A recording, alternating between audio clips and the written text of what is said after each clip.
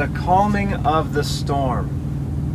Matthew 8:24. And behold, there arose a great tempest.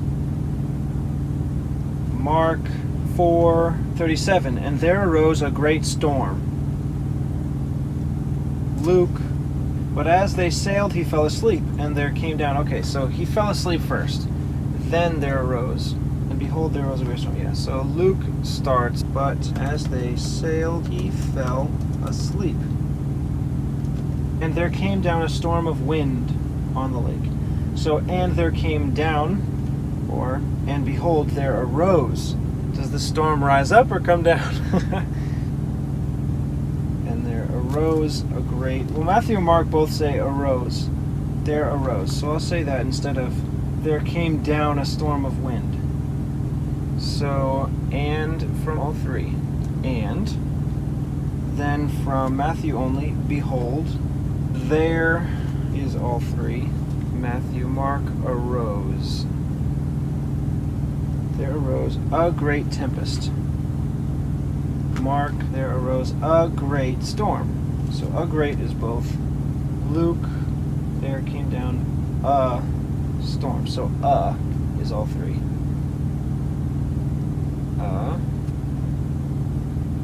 Luke just says storm. Mark, great storm. Matthew, great. So great is Matthew, Mark. I really like the word tempest. That word is not used enough. But Mark and Luke both say storm.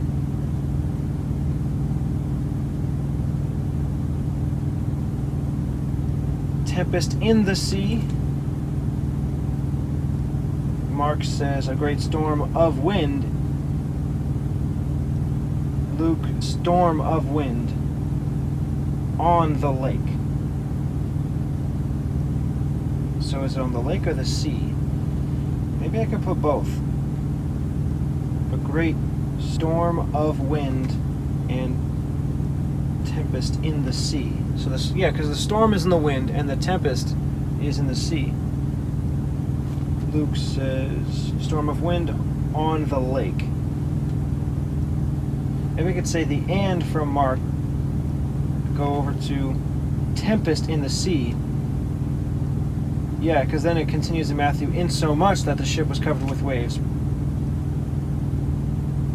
If I use that and, Mark would just be the waves beat into the ship. Luke says on the lake, and they were filled with water. So yeah, I could have both. So a great storm of wind. Storm of wind in Luke. So Mark Luke is storm of wind.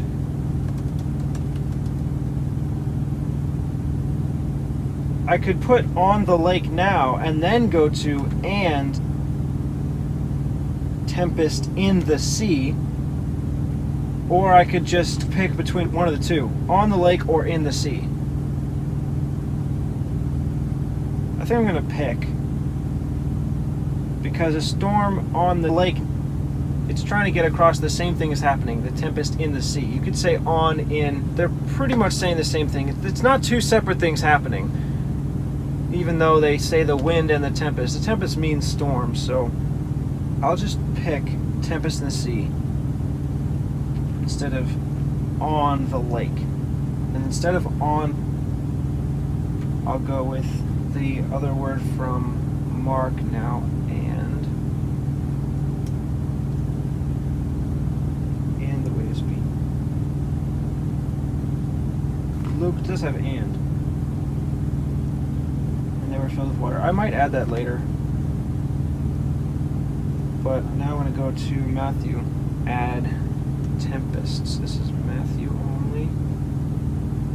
In the sea. And then in so much that the ship was covered with the waves. So, and they were filled with water and were in jeopardy, or, and the waves beat into the ship. Maybe I could put both. So that it was now full. with water is in italics in Luke. What does Matthew say? The ship was covered with the waves. Huh. I think I need to go with insomuch that the ship was covered with the waves from Matthew because of what came before. And there arose a great wind and a tempest in the sea. So much so, or insomuch that, as opposed to just and. The waves beat into the ship. So yeah, I'm going to go with that. Insomuch that the ship was covered with the waves. Or maybe I could put, and the waves beat into the ship insomuch that it was covered with the waves and it was now full. The ship was covered with the waves is all that's said in Matthew. Mark, the waves beat into the ship and filled the ship. It's different words, similar. The ship was covered with the waves. The waves beat into the ship and was now full. Yeah, I think I could put them both. And they were filled with water and were in jeopardy. Yeah, I could put them both. I think I have to start with Matthew 2. The ship was covered with the waves, and the waves beat into the ship so that it was now full. Let me see how that works. So much that the ship was covered with the waves. And then from Mark, and I'm not going to repeat the waves. I could put and beat into the ship. Or and they. But as they sailed, he fell asleep, and behold, there rose a great storm of wind and tempest in the sea, insomuch the ship was covered with the waves. And the waves beat into. Yeah, I'd have to repeat the waves. Or could I just say they? They were filled with water, and they beat into the ship so that it was now full. The ship was covered with the waves.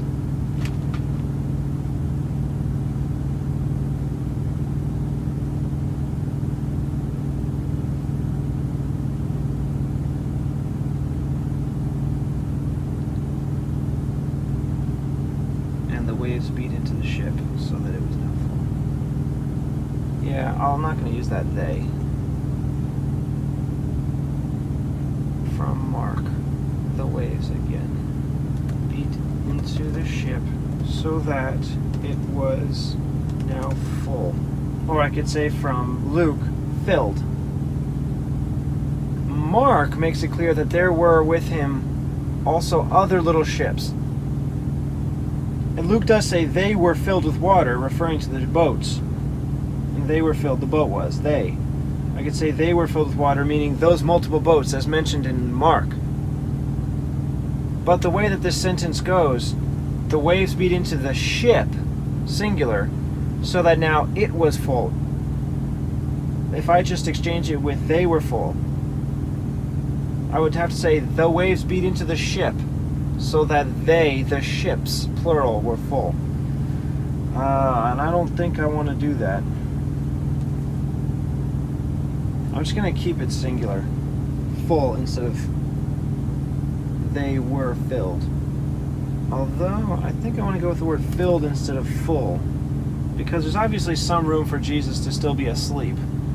Filled, even though it sort of means the same thing, it doesn't seem quite as serious as full. So that it was now filled. And now I can say, yeah, I want to add from Luke, and were in jeopardy. But I haven't used they yet. I could say, and they were in jeopardy.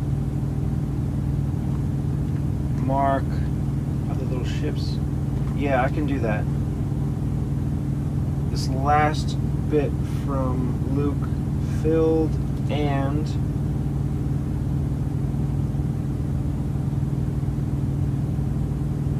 Now from a different part of the verse, the word they were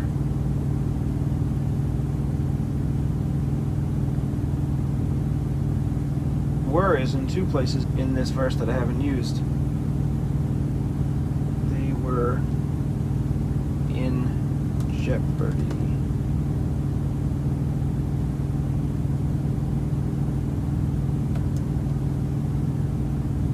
So now it reads, "But as they sailed, he fell asleep, and behold, there arose a great storm of wind and tempest in the sea, insomuch that the ship was covered with the waves, and the waves beat into the ship, so that it was now filled, and they were in jeopardy." That's good.